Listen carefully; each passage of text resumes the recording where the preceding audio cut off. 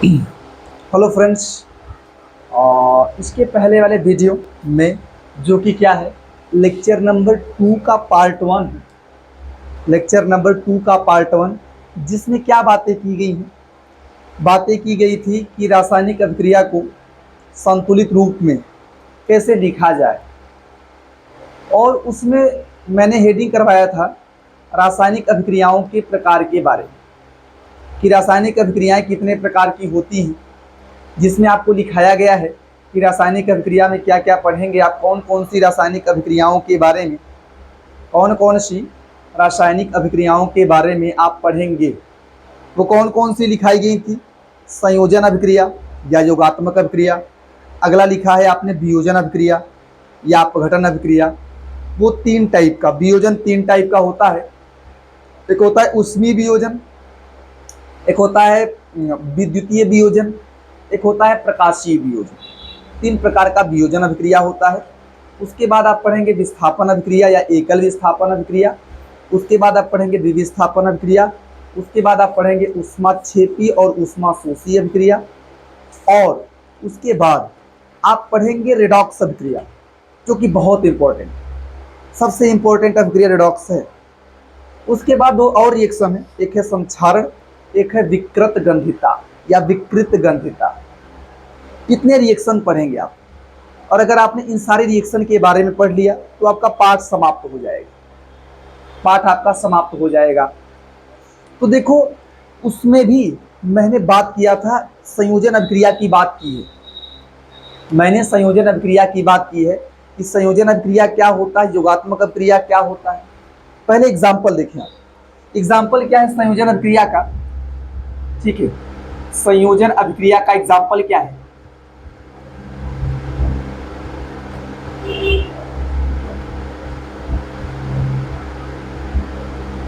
मैंने एग्जांपल दिया, जैसे C+O2 मिलके CO2 बना दे,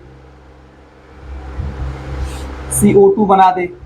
सल्फर प्लस ऑक्सीजन मिलके SO2 बना दे। मैग्नीशियम प्लस ऑक्सीजन मिलके MgO बना दे। इसके बाद और भी रिएक्शन है कि मान लीजिए आपका हाइड्रोजन और क्लोरीन मिलके बना दे HCl, क्या बना दे? थोड़ा बैलेंस कर लीजिएगा, यहाँ 2 कर लीजिएगा और बाकी सबको बैलेंस कर सकते हैं। और एग्जाम्पल क्या है? एक है नाइट्रोजन और हाइड्रोजन मिल के बनाते हैं अमोनिया, क्या बनाते हैं? इसको बैलेंस कर लें आप कि यहाँ N2 है, यहाँ 1 है, 2 से गुणा कर दो। H की संख्या 6 हो गई, कितने से गुणा कर देंगे आप? और भी एग्जाम्पल है कि मान लीजिए आपका कॉपर और ऑक्सीजन क्रिया करके बना दे CuO, थोड़ा बैलेंस कर लें आप, यहाँ 2 से गुणा कर दो, यहाँ भी 2 से गुणा, अब बाकी इसको भी बैलेंस कर लें आप, यहाँ 2 से गुणा, यहाँ भी 2 से गुणा, बाकी बैलेंस्ड, बाकी संतुलित। संयोजन अभिक्रिया क्या है?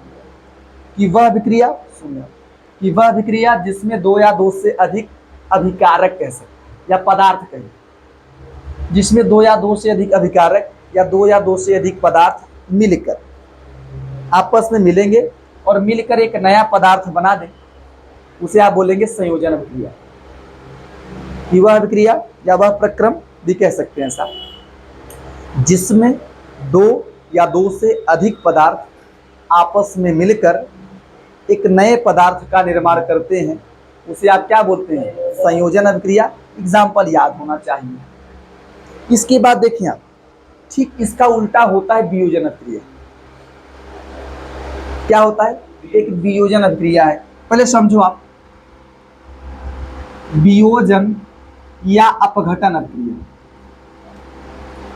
वियोजन या अपघटन अभिक्रिया, अंग्रेजी क्या है इसका? अंग्रेजी है डीकम्पोजिशन। डीकम्पोजिशन और डिसोसिएशन, डिसोसिएशन रिएक्शन। डीकम्पोजिशन और डिसोसिएशन रिएक्शन। आप पहले ये समझ लो ध्यान से, इसमें क्या होगा ना, इसका ठीक उल्टा होगा। जैसे इसमें दो अभिकारक मिलकर एक उत्पाद बना रहे हैं, दो या दो से अधिक। यहाँ क्या होगा, किसी एक अभिकारक से क्या बनेंगे, दो या दो से अधिक उत्पाद। किसी एक अभिकारक से क्या बनेंगे, हाँ। तो ध्यान दें, ऐसा बोल दो अपने भाषा में, ये कोई बड़ा पदार्थ है जो टूट के छोटे छोटे पदार्थ बनाता है। तो बड़े पदार्थ को अपनी भाषा में बोले जटिल पदार्थ। क्या बोले, अगर आपको जटिल पदार्थ याद नहीं है तो सीधा बोलो कि वह प्रक्रम या वह अभिक्रिया जिसमें एक पदार्थ से, किसी एक पदार्थ से एक या एक से अधिक पदार्थों का निर्माण होता है। एक पदार्थ से दो या दो से अधिक, एक मत कहिए, एक से एक थोड़ा ही टूटेगा तो कम से कम दो मिलना चाहिए।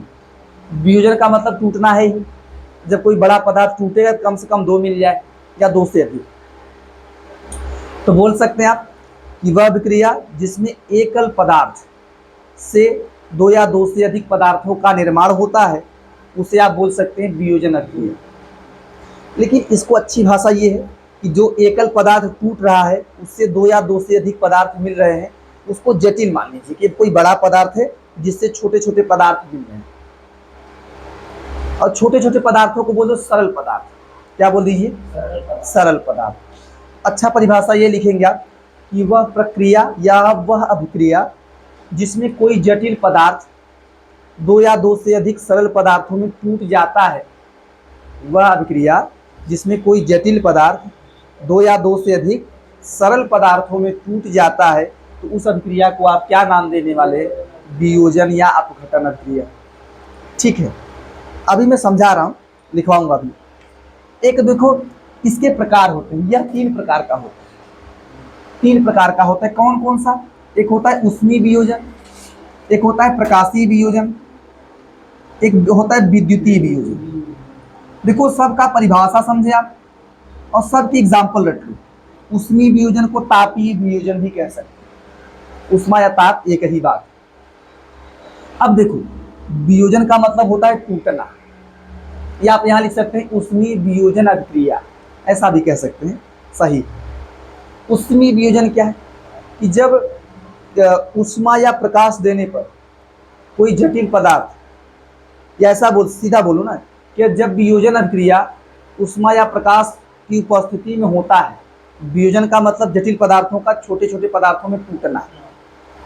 तो बार बार इस वर्ड को ना लिखिए, आप सीधा लिखो जब वियोजन अभिक्रिया ऊष्मा या प्रकाश की उपस्थिति में पूर्ण होती है, ऊष्मा या प्रकाश की उपस्थिति में पूर्ण होती है, तो उस अभिक्रिया को आप क्या बोल दीजिए, ऊष्मीय वियोजन। इसका बढ़िया एग्जाम्पल क्या है पता है, अगर आप कभी कैल्शियम कार्बोनेट लीजिए, क्या लीजिए, उसको गर्म कर दीजिए, आपको मिलेगा कैल्शियम ऑक्साइड और CO2 मिलेगा। ये अभिकारक है और ये क्या है, ये जटिल दिख रहा है आपको, थोड़ा बड़ा दिख रहा है, और ये कैसे दिख रहे हैं, छोटे छोटे सरल दिख रहे हैं।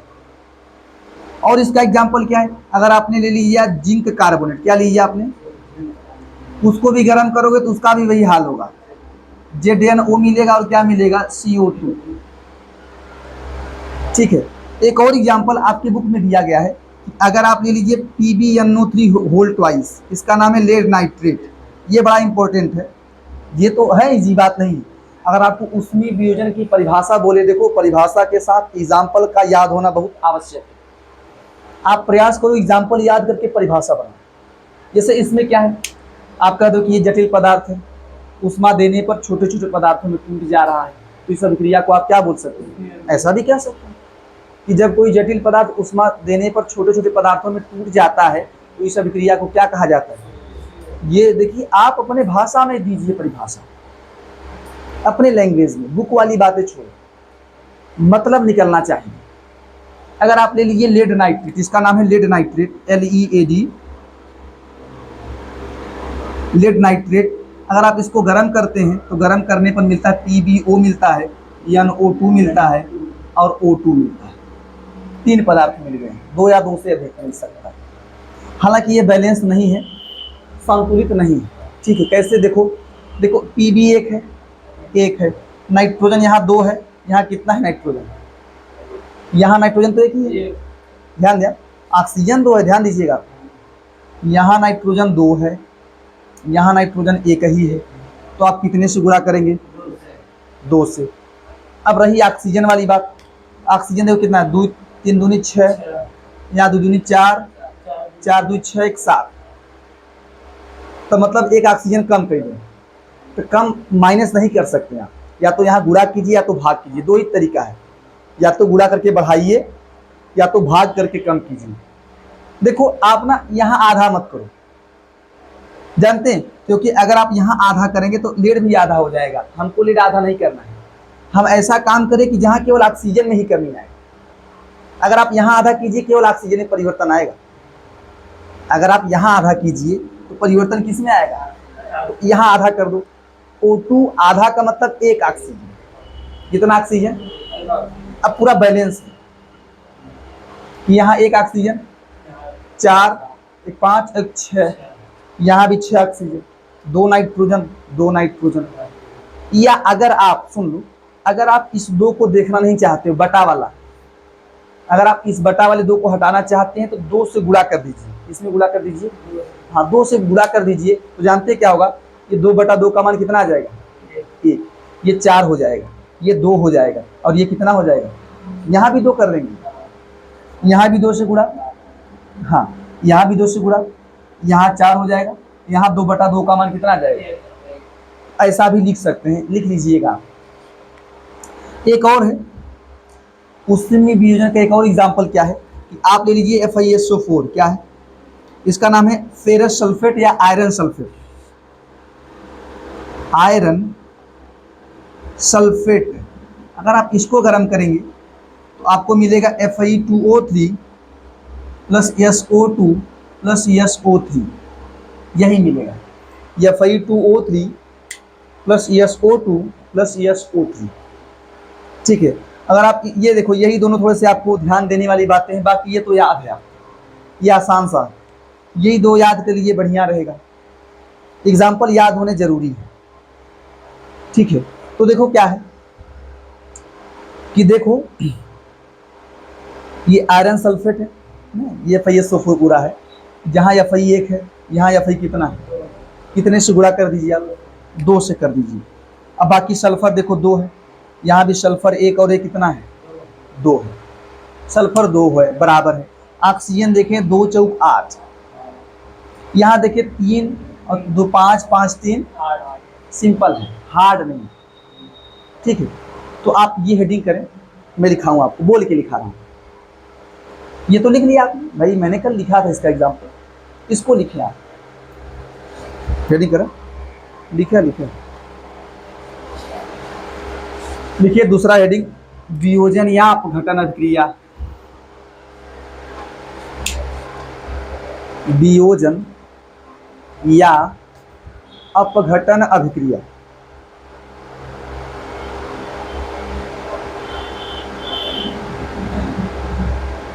वियोजन या अपघटन अभिक्रिया।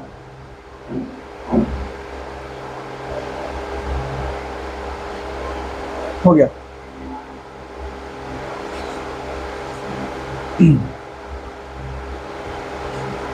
लिखिए, आप लोग लिख लीजिए। वह अभिक्रिया जिसमें कोई जटिल पदार्थ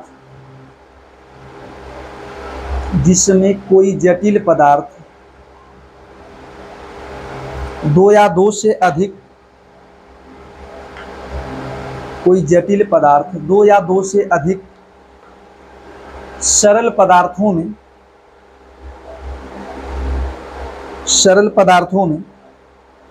टूट जाता है। कोई जटिल पदार्थ 2 या 2 से अधिक सरल पदार्थों में टूट जाता है, तो इस अभिक्रिया को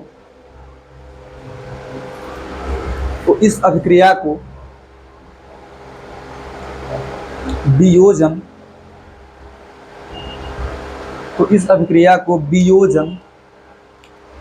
या अपघटन अभिक्रिया कहा जाता है। वियोजन या अपघटन अभिक्रिया कहा जाता है। हो गया। देखो, यह निम्न प्रकार का होता है। यह निम्न प्रकार का होता है।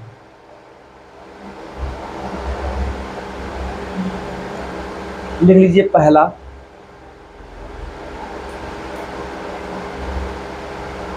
लिख रहे क्या, उष्मीय वियोजन। उष्मीय वियोजन अभिक्रिया भी कह सकते चाहे तो आप। देखो देखो, उष्मा या ताप की उपस्थिति में, उष्मा या ताप की उपस्थिति में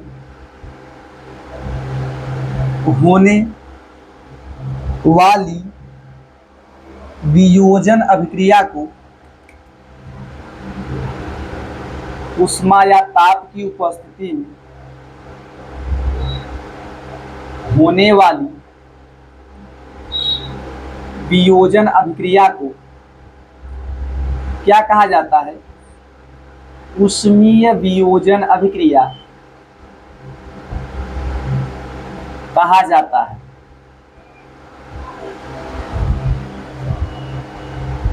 लिख लीजिए फटाफट।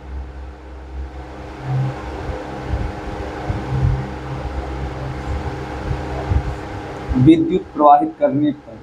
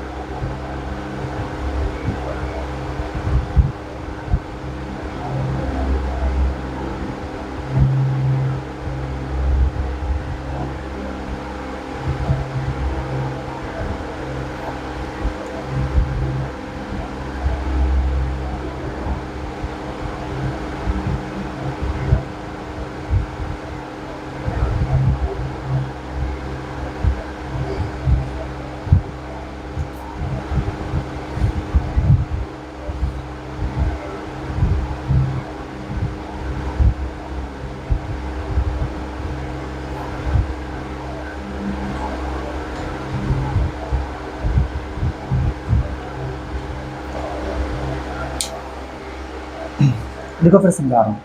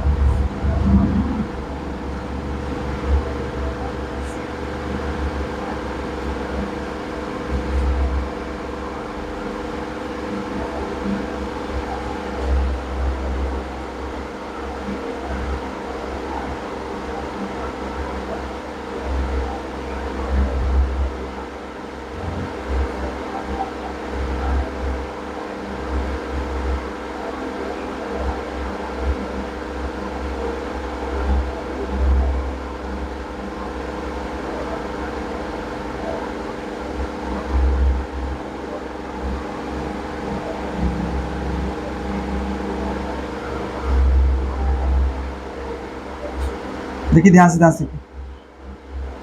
से देखिए तब आप लिखिए। देखो क्या है, अगला क्या है, विद्युतीय वियोजन अभिक्रिया।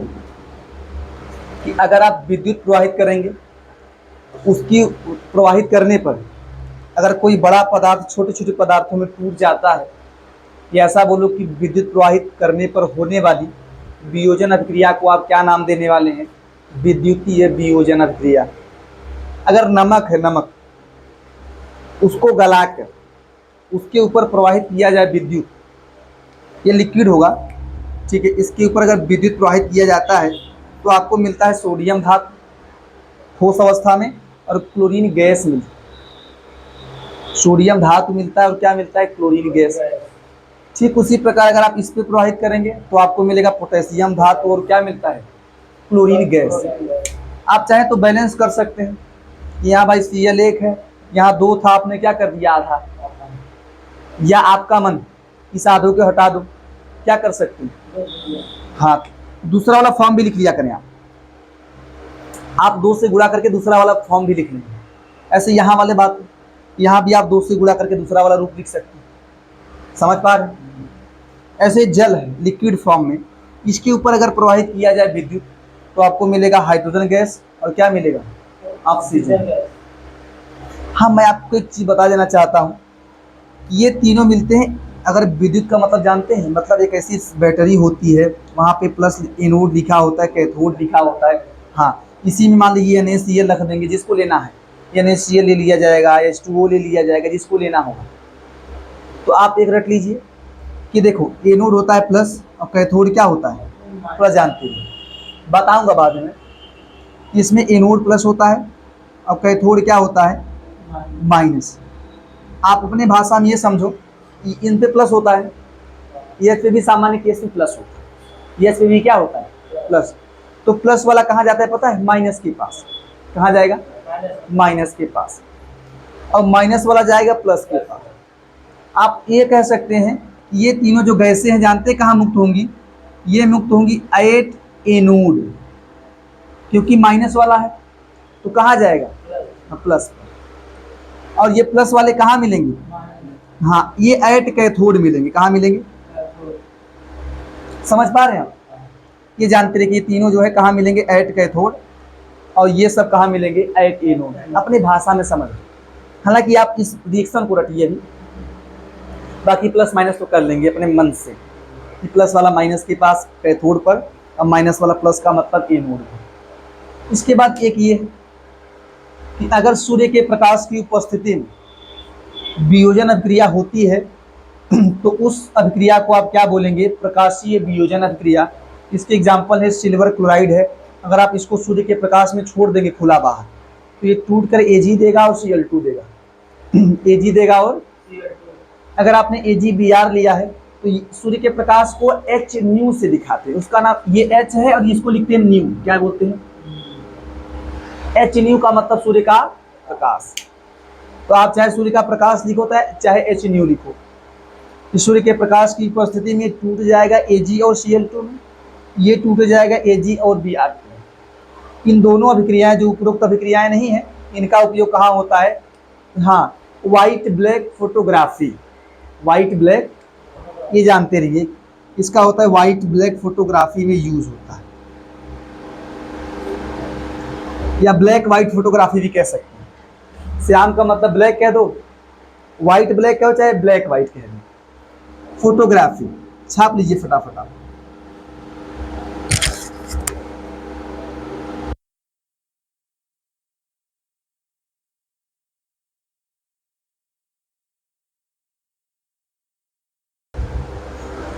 देखिए ध्यान से आपने, ये आपके जो है रासायनिक अभिक्रिया का तीसरा अभिक्रिया पढ़ लीजिए आप। ये आपका है विस्थापन या एकल विस्थापन अभिक्रिया। इसको आप जो है पाठ 3 में भी पढ़ेंगे, इस ठीक यही अभिक्रिया को आप पाठ 3 में पढ़ेंगे। तो पहले आप समझ लीजिए कि विस्थापन या एकल विस्थापन अभिक्रिया क्या है।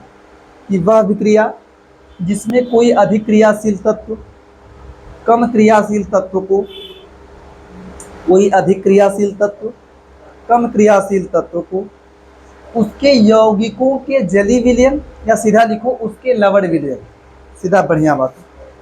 यौगिकों के जली विलयन को लवण विलयन कहते हैं। उसके लवण विलयन से हटाकर उसका स्थान स्वयं ले लेता है, तो इस अभिक्रिया को आप क्या कहते हैं? विस्थापन।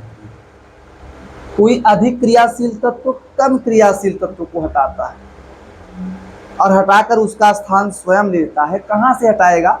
उसके लवण के जली विलयन से। और जली विलयन होता क्या? जैसे किसी का नाइट्रेट हो जाए, किसी धातु, किसी तत्व का नाइट्रेट, किसी का सल्फेट, किसी का क्लोराइड, इसको आप बोलते हैं लवण विलयन। क्या बोलते हैं? क्लोराइड को, सल्फेट को, नाइट्रेट को, इन सब को आप बोलते हैं क्या? लवण विलयन। तो सबसे पहले आप जान लीजिए कि कौन ज़्यादा क्रियाशील तत्व है, कौन कम क्रियाशील तत्व है। इसमें ऑर्डर देख लीजिए। हालांकि इसको ये भी आपके 3 पार्ट में ही दिया गया है, लेकिन आपकी जानकारी के लिए बता दे रहा हूँ कि जैसे ही आप चलते जाएंगे, ये समझिए नीचे जाने का ऑर्डर है, ऐसे जा रहे हैं।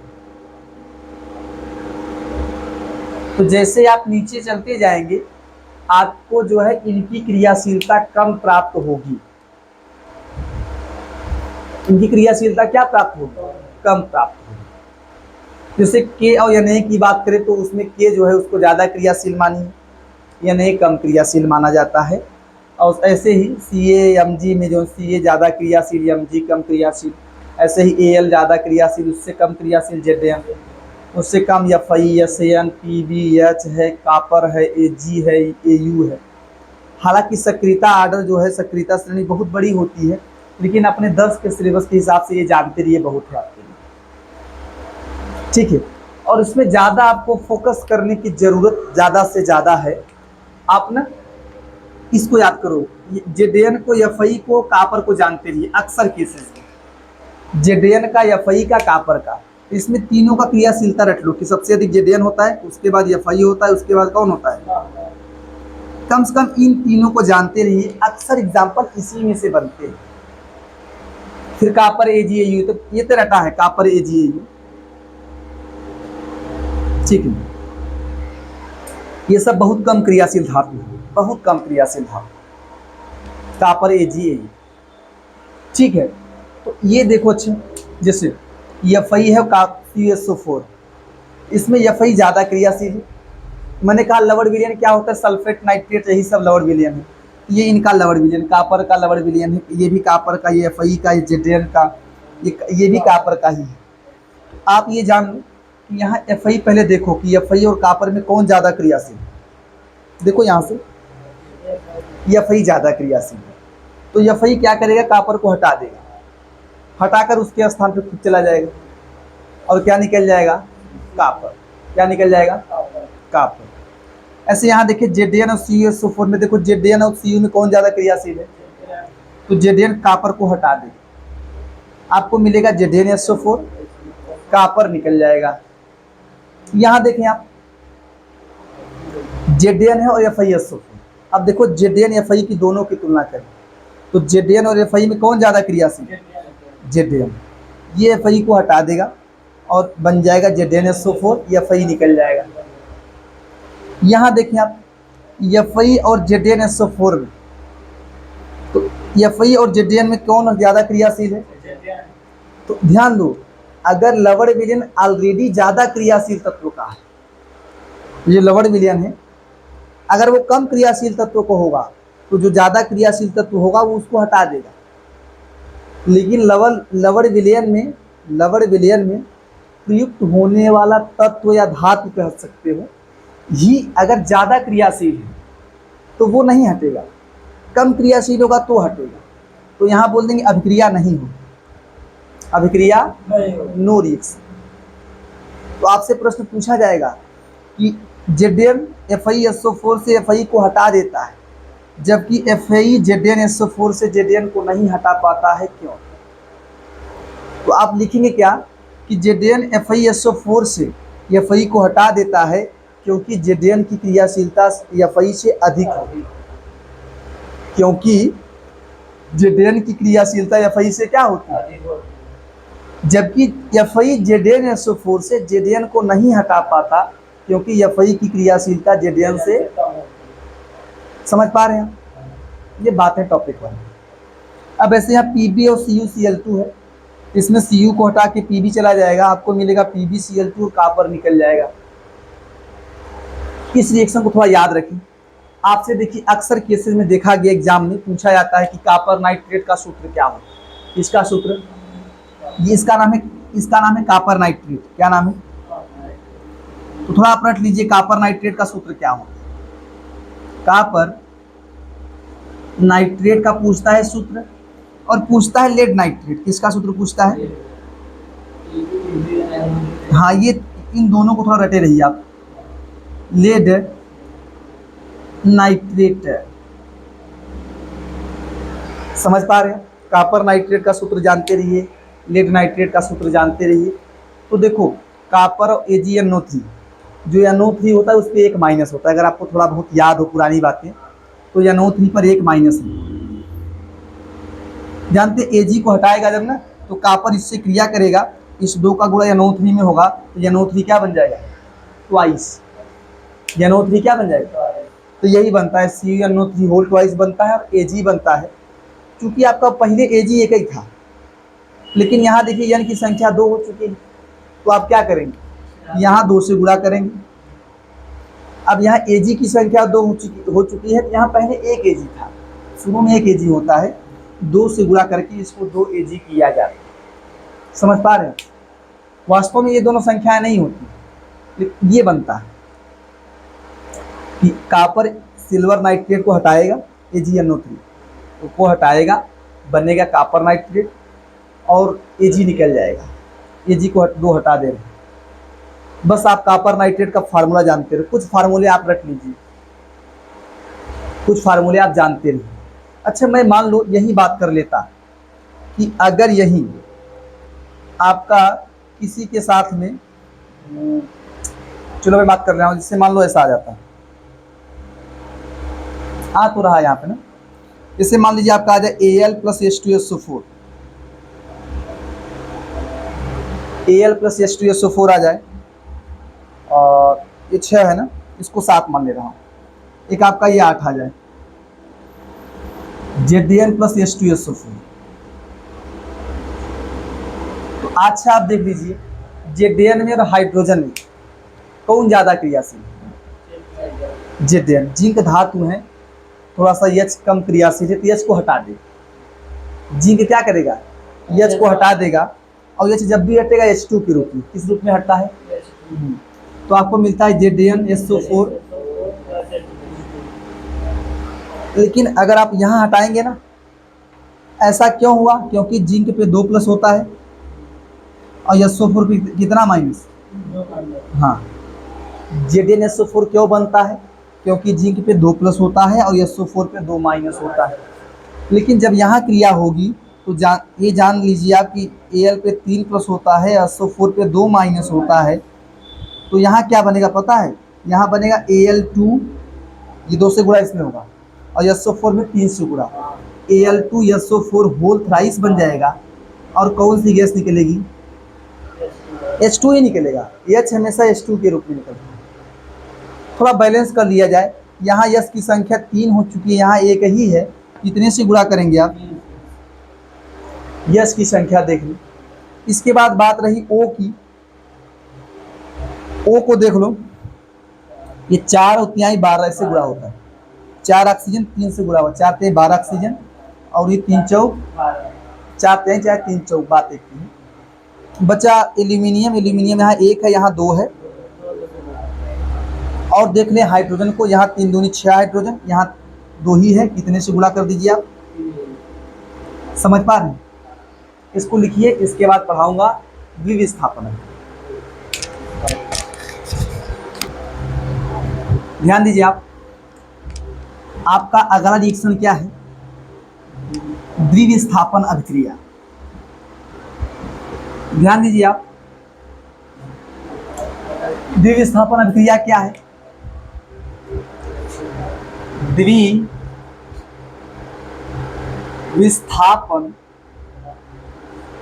द्विविस्थापन अभिक्रिया,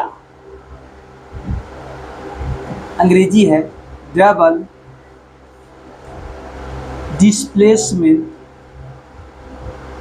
डबल डिस्प्लेसमेंट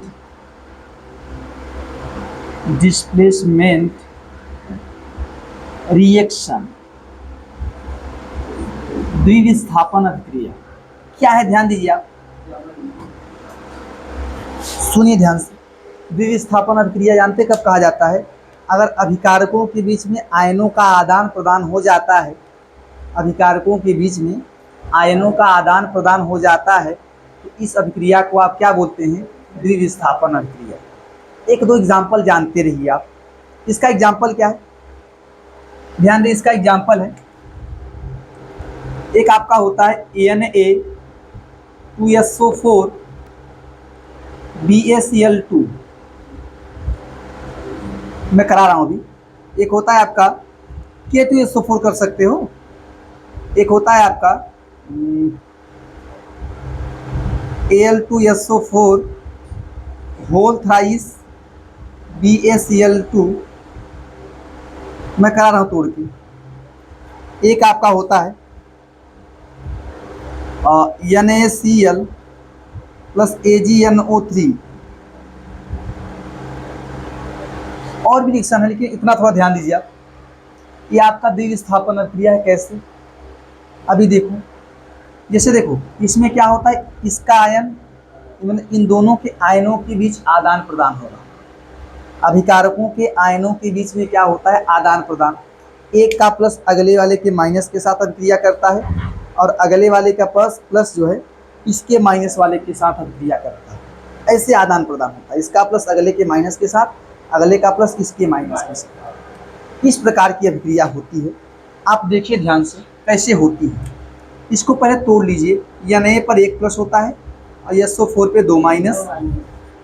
इसको तोड़िए आप। बेरियम पे 2 प्लस होता है, बेरियम पे 2 प्लस होता है, Cl पे 1 माइनस, Cl ऐसे ब्रेक कर लिया। एल्यूमिनियम पे 3 प्लस होता है और SO4 पे 2 माइनस। संख्या मत देखिए आप, संख्या तो बैलेंसिंग है, पहले एक एक का लिखो। एक एल्यूमिनियम पे 3 प्लस, यहाँ SO4 पे 2 माइनस, यहाँ कर लें आप 2 प्लस 1 Cl माइनस। इसको भी तोड़ लीजिए आप। Na प्लस Cl माइनस और Ag plus NO3 minus, NO3 minus. अच्छा देखो ध्यान से, जो Na नहीं इस Cl से अभिक्रिया करेगा और ये BaSO4 से बनता है। हाँ, NaCl plus BaSO4, NaCl plus BaSO4, और जो आपका BaSO4 नहीं बना है ये जो है नीचे बैठ जाता है। इसको बोलते हैं अवक्षेप। क्या बोलते हैं? अवक्षेप। ये अघुलनशील होता है और नीचे बैठ जाता है, तो इसका नाम पूरा लिख लीजिए आप, अघुलनशील अवक्षेप। अघुलनशील अवक्षेप। अगर आप इसकी बात करें तो ये आपका बनता है AlCl3। क्या बनेगा?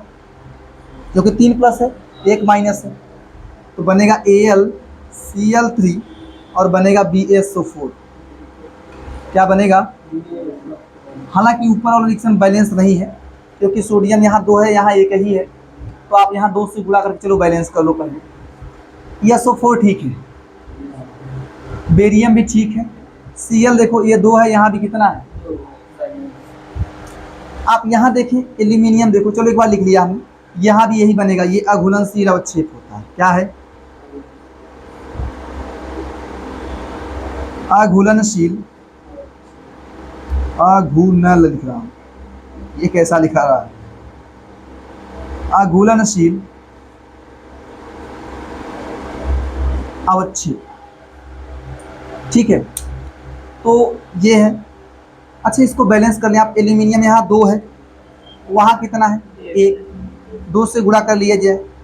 सल्फर देखे, सल्फर यहाँ 3 है, वहाँ कितना है? अरे सल्फर 1 है, ऑक्सीजन 4 है। सल्फर देखो यहाँ 3 था, 3 से गुणा किया था, यहाँ 1 ही सल्फर था, 3 से गुणा किया। अब आगे देख लो, चलो आप देखें ऑक्सीजन देख लो, चाहे तो ऑक्सीजन को लास्ट में देख सकते हैं। चलो ऑक्सीजन को लास्ट में देखा जाए, अच्छा रहेगा। बेरियम 1 है, यहाँ कितना है 3 है, 3 से गुणा कर दीजिए यहाँ। क्लोरीन देख लो, 3 दूनी 6 बराबर क्लोरीन है, 6 6 क्लोरीन, 3 दूनी 6 3 दूनी 6। बचा ऑक्सीजन, 4 3 12 ऑक्सीजन, 4 3 12, यहाँ भी 4 3 बैलेंस है, संतुलित है। इसकी बात कर लें आप तो देखो ये क्रिया करेगा, इससे बनेगा NaNO3 NaNO3, अब बनता है AgCl। क्या बनता है, ये भी नीचे बैठ जाता है। ये भी क्या है, अघुलनशील अवच्छेद। कुछ एग्जाम्पल को आप अपने ट्रिक से रटने का प्रयास करें, जो भी ट्रिक आप बना के रटो, मेहनत करो, एग्जाम्पल को रटने का प्रयास करो, ठीक है। तो ये आप जान चुके हैं कि द्विस्थापन अभिक्रिया किसे कहते हैं, जिसमें अभिकारकों के बीच में क्या होता है, आयनों का आदान प्रदान। आपने देख लीजिए कैसे आयनों का आदान प्रदान होता है। अच्छा ये देखो आप लोग, इसमें आप देख रहे हैं अघुलनशील अवच्छेद बन रहा है। अब उसमें क्या कर सकते हैं भाई, आपको मतलब यहाँ से है आदान प्रदान होना चाहिए, चाहे अघुलनशील अवच्छेद बने या ना बने। लेकिन अगर अघुलनशील अवच्छेद बन रहा है तो ये अभिक्रिया, आप यही अभिक्रिया एक और अभिक्रिया का उदाहरण है। यही सेम अभिक्रिया जो कि द्विस्थापन अभिक्रिया है, यही तीनों अभिक्रियाएं एक और अभिक्रिया का उदाहरण है, जिसको बोलते हैं अवक्षेपण अभिक्रिया। क्या बोलते हैं, कि वह अभिक्रिया जिसमें अघुलनशील अवच्छेद बन जाता है, उस अभिक्रिया को आप क्या बोलेंगे, अवक्षेपण अभिक्रिया। अगर आपने इन तीनों अभिक्रियाओं को रट लिया तो ये आपका दो काम करेंगे, एक अवक्षेपण अभिक्रिया का एग्जाम्पल होंगे, ठीक है। तो आज आपने बहुत पढ़ लिया, आज आपने जो है इन अभिक्रियाओं के विषय में बहुत पढ़ लिया है। अब आपसे मिला जाएगा अगले वीडियो में, क्योंकि आपने जो है लेक्चर काफ़ी लंबा हो जाएगा, तो मिला जाएगा अगले वीडियो में, जहां बातें होंगी ऊष्माक्षेपी और ऊष्माशोषी अभिक्रियाओं के बारे में। उसके बाद बातें होंगी रेडॉक्स अभिक्रिया के विषय, ठीक है। तो आज आप इतना ही पढ़िए, बाकी लेक्चर नंबर 3 में बातें होंगी, ठीक।